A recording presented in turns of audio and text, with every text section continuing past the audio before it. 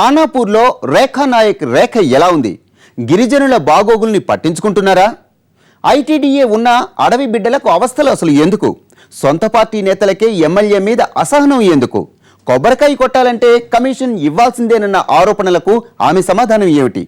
Party ఇమేజ్ను damage చేస్తున్నావంటూ KCR class తీసుకున్నారా?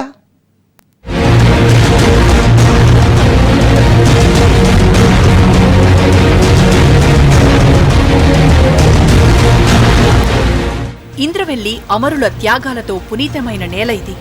దేశంలో రైతాంగ పోరాటానికి నాంది పలికిన పోరుగడ్డ ఇది.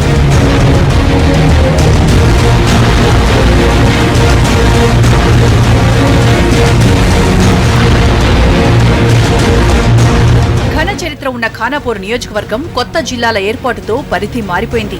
మొత్తం 7 మండలాలు ఉండగా 2 ఆదిలాబాద్ జిల్లా పరిధిలోకి వచ్చాయి. 4 నిర్మల్ జిల్లాలో ఉన్నాయి. ఒక్క జనారం మాత్రం మంచిర్యాల జిల్లా పరిధిలో ఉంది. మొత్తం 1,72,229 ఓట్లు ఉన్నాయి. వీరిలో మహిళలే ఎక్కువ. సామాజిక వర్గాల వారీగా చూస్తే ఎస్టీల్లోనే లంబాడీల కంటే గోండులు ఎక్కువగా ఉన్నారు. ఓవరాల్ గా చూస్తే ఎస్టీ రిజర్వ్ నియోజకవర్గం అయినా అభ్యర్థి గెలుపులో గిరిజనేతర ఓట్లే కీలకం. ఓవైపు కడెం ప్రాజెక్ట్, మరోవైపు సదర్ బ్యారేజ్ ఉన్నాయి.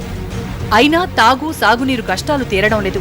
రోడ్లు లేని గ్రామాలు, వైద్యం అందని పల్లెలు, కనీసం ఆపదలో 108 అంబులెన్స్ వెళ్లడానికి దారిలేని ఊళ్లు కూడా చాలా ఉన్నాయి ఈ నియోజకవర్గంలో. కడెం ప్రాజెక్టు నుంచి 45,000 ఎకరాల సాగునీరు అందుతున్నా ఒక్క పంటకు మాత్రమే గ్యారంటీ. అసలు ప్రాజెక్టు ఉన్న మండలంలోనే కరువు ప్రాంతాలు ఉన్నాయి. అలా ఇప్పుడు హాస్పిటల్ నుండి హోమ్ షిఫ్టింగ్ కేసులు వస్తున్నాయి సార్. ఇంటికి పాపని, చిన్న మదర్ని పాపని వదిలేయాలని చెప్పి చాలా అధ్వానంగా ఉన్నాయి. వెహికల్స్ వెళ్ళలేకపోతున్నాయి రోడ్లకు.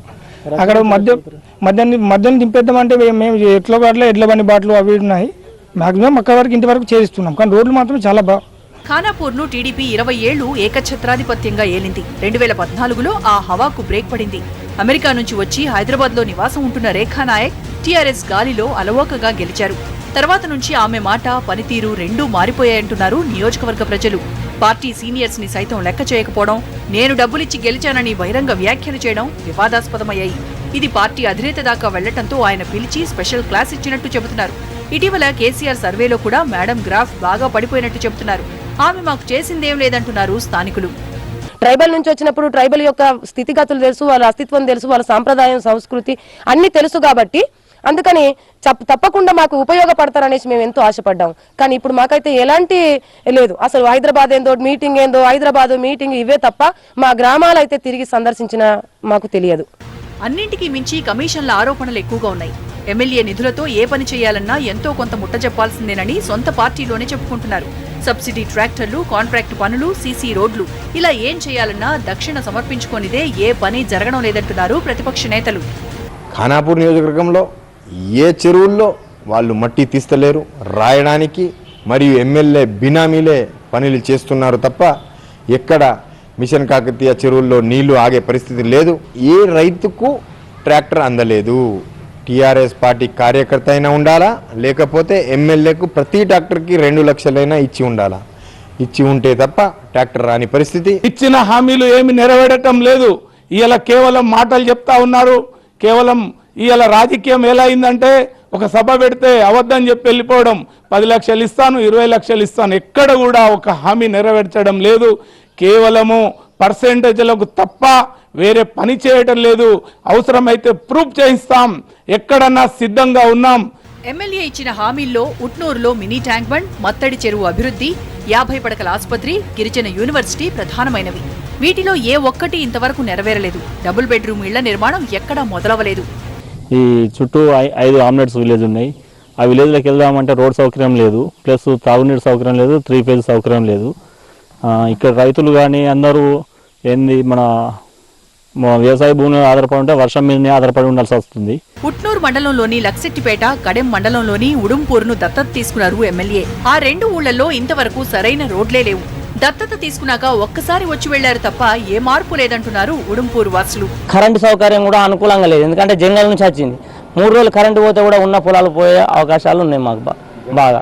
ముఖ్యంగా మాకు చెరువు ఒకటి కొన్ని సంవత్సరాల నుంచి దాని గురించి మా సర్పంచ్ గారు కానీ, ఇంతకుముందు ఎమ్మెల్యే కానీ, ఇప్పుడు ఎమ్మెల్యే కానీ మస్తు సార్లు అడిగినాం. మా సర్పంచ్ కూడా దాని గురించి పట్టించుకున్నారు, కానీ ఇప్పటి వరకు గాలి. ఇకనైనా మాకు చెరువు మంజూరు చేస్తారని మేము అనుకుంటున్నాం. దానికి తుమ్మల చెరువు ఆధారం, దాని చెరువు నిండితేనే మా ఊరు బతుకు.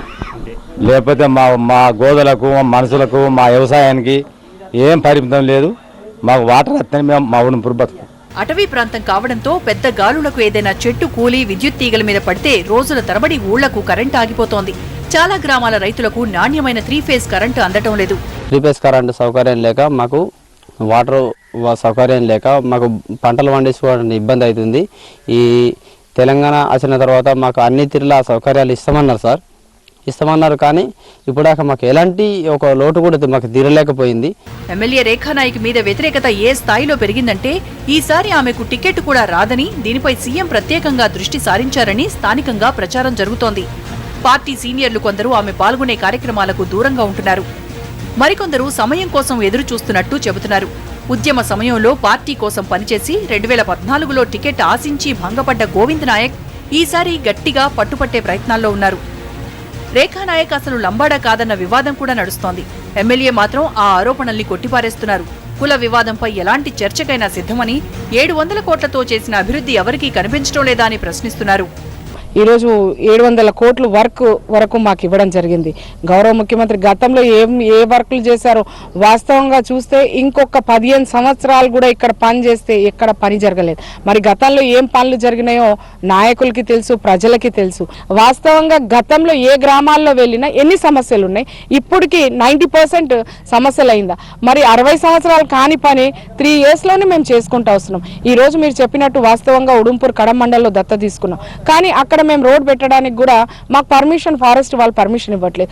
ఈవెన్ తో ఫారెస్ట్ మినిస్టర్ కూడా చెప్తే అవి ముందు ప్రపోజల్స్ అవన్నీ, ఎందుకంటే అక్కడ పర్మిషన్ ఇవ్వట్లేదు కాబట్టి ఆ గ్రామాలని బయటికి తీసుకురావడానికి ట్రై చేస్తారు. నియోజకవర్గంలో కాంగ్రెస్ పరిస్థితి పర్వాలేదన్నట్టుగా ఉన్నా టీడీపీ నిర్వీర్యమైపోయింది.